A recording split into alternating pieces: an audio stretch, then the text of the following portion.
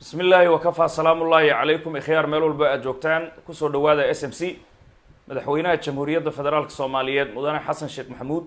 oo haatan ku sugan villa Soomaaliya wuxuu hadda u kooreysanayaa shir qarsoodi ah ee lagu qaban rabo hadda hotel Maida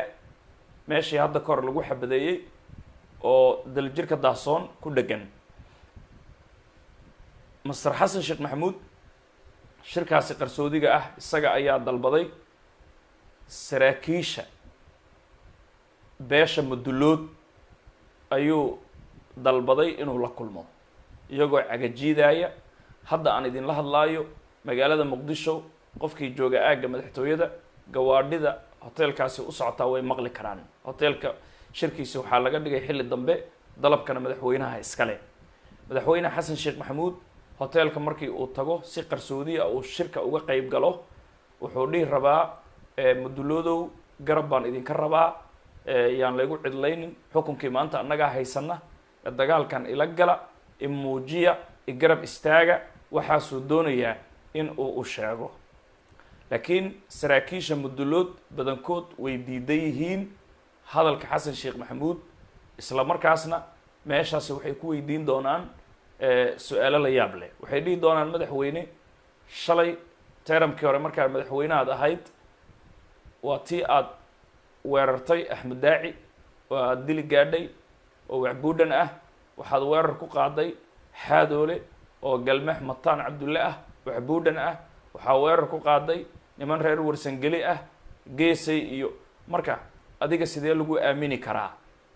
saraakiisha meeshaasi soo xaadiraysa oo hadda shirka ku socota waxa kamid ah Sanay Cabdulle Gaab oo aan rajaynayo inuu harti abgaal yahay waxa sidoo kale kamid ah xildhibaan xaadoole oo galmax mataan Cabdulle ah waxa soo xaadiraya Yusuf Kabaale waxa soo xaadiraya ma arkayse Axmed Daaciga nafsadiisi kuwa badan shirkaasi qarsoodi waaye xilli dambaana laga dhigay ayaa hadda soo xaadir madaxweynuhu wali villada kama bixin laakiin wuxuu doonayaa inuu hadda kooreysto villada uu ka baxo isla markaasna uu shirkaasi ka qayb galo nimanka beesha mudulood waxaan shirkaas ka soo qayb galaynin oo hadda macni loo socdaa gacmo dulle abaabulka saraakiisha mudulood sheekadan macnihii Xasan Sheekh dhankiisii qofka wata waa General Gacmo Dulle oo dawladii Cabdullaahi Yusuf markay joogtayna haystay dhanka saadka aan u maleynaa inuu wacaysla u dhashay Gacmo Dulle isagana waxaa dusha ka sii maamulaya Yusuf Maxamed Siyaad in dhacde oo macnihii dhanka kalena nimanka damul jadiid toogasho ugu xukuman oo wuuna khiyaanay taagan laakiin mar walba beel haday tahay oo habar eji cayr u dhashay biyaha webiga shabeellada hoose dadka ka iibin jira ayaa dusha ka maamulaya waxay dhigi rabaan madaxweyne Xasan Sheekh Maxamuud markiisu ay dhahaan sidee lagu aamini karaa dan mudulood ma wadid dan Soomaaliyeed ma wadid meeshan macnii rag kala adiga aad u shaqeynaysaa wuxuu dhigi rabaa ninkan ma arkayse anaa xil ka qaadaay hadda meel baan u diray haddii ma arkayse macnii uu kusoo guul dareysto waa mahad salaad ay diidayiin iyaga iyo habar gidir inay maamusho ay ku shaqaysato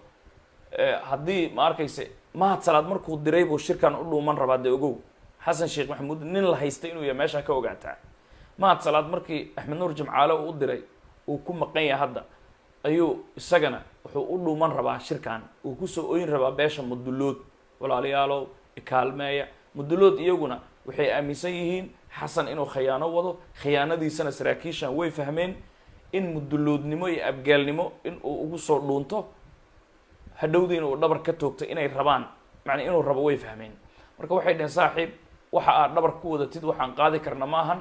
waxaan kugu aamina keen isaga marka wuxuu rabaa inuu u sheego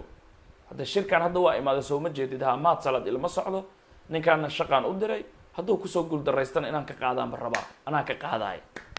marka maad salad intuu xagga u dirayna saasuu uga faa'iideysanayaa Xasan Sheekh Maxamuud marka shirkaasaa jira madaxtooyada cawada madaxweynaha jamhuuriyadda xaaskiisii laba xaas uu leeyahay midda minyarada ah ee inta badan aad meediyaha ka aragtaan oo ayaan dhaweyd macawisleyda xayeysiinaysay afkay furatay caawa waa la aamusin kari waayey damujadiid oo meesha dhooban ma arkayse macnihii waxay tiri annagu mana dhammaynaysaan waxa aa wadaan maxay tahay waayo madaxtooyadii baa waxay noqotay inta shir inta isla damujadiid gudaheeda sidoo kale ma arkaysa macnihii amiir baa la keenaya baa la yidhi oo al-shabaab ah mar waxaa soo gelaya imaaraadka mar waxaa soo gelaya qatar mar waxaa soo gelaya safiirka etoobiya macnihii meeshii oo dhan aa isku qasantay marka cabsi weyn madaxtooyada way furantay markii dambe intaa la fadhiya qaraxyo iyo waxaa laga sheekaynayaa dilal iyo ma arkaysa macnihii shabaab inuu madaxtooyada ku jiro iyo inuu soo gelayo amiirka iyo waxaasi ayay maqashay madaxweynaha xaaskiisa markaasaa waxay tiri waxa aa wadaan weligiis ma baasin sax ma ahan annaga inaadna dhammaysaan ma rabtaan waa la aamusin waayey adiga abshir bukhaari iyo kuwaasaa markii dambe macnihii aamusiyey tiimka damujadiid laakiin afkay furatay maraday tuuratay meesha buuqa ka dhacay marka madaxtooyada xaalkeeda waa sidaasi cabsi iyo jahwareer weyn baa ka jira ninkii amiirka ahaa ee lasoo gelin waayey lasoo gelin rabayna waa lasoo gelin waayey